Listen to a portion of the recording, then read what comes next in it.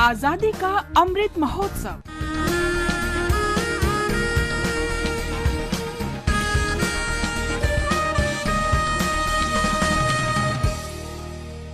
आजादी का सफर आकाशवाणी समाचार के साथ। भारत का स्वतंत्रता संघर्ष आधुनिक विश्व के महानतम संघर्षों में से एक है। आकाशवाणी से हम आपके लिए रोजाना ला रहे हैं इस संघर्ष की एक झलक।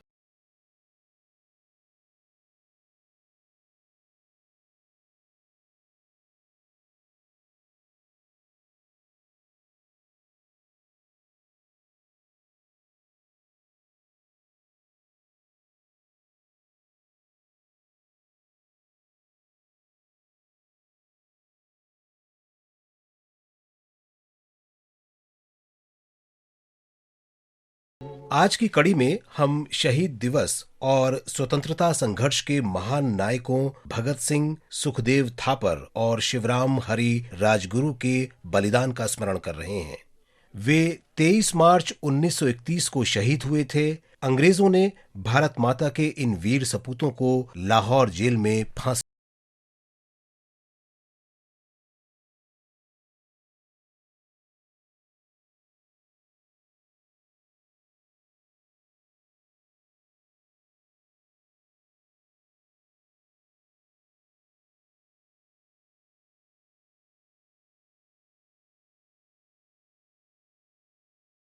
स्वतंत्रता सेनानी लाला लाजपत राय की हत्या से बहुत व्यथित थे।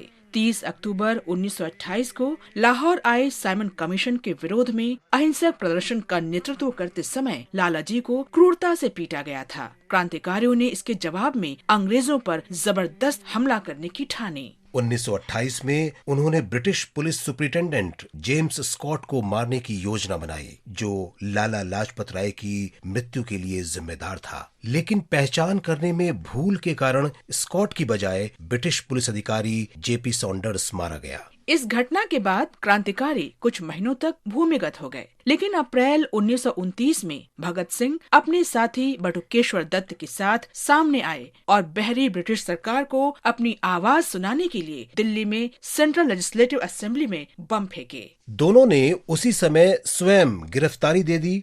इस दौरान वे इनकलाब जिंदाबाद के नारे लगा रहे थे।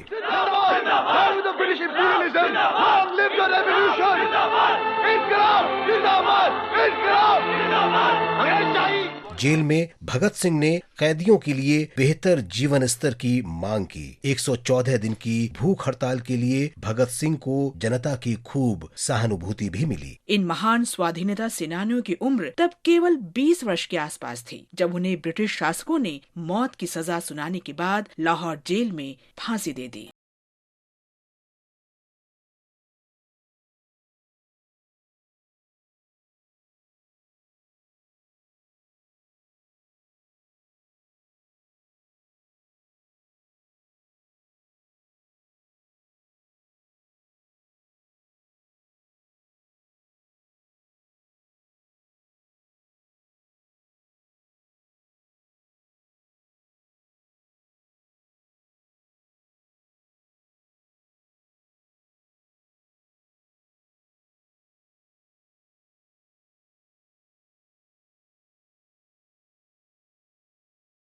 तीनों स्वतंत्रता सेनानी आज भी प्रत्येक भारतीय के दिल में जीवित हैं। आकाशवाणी की तरफ से इन शहीदों को भावभीनी श्रद्धांजलि।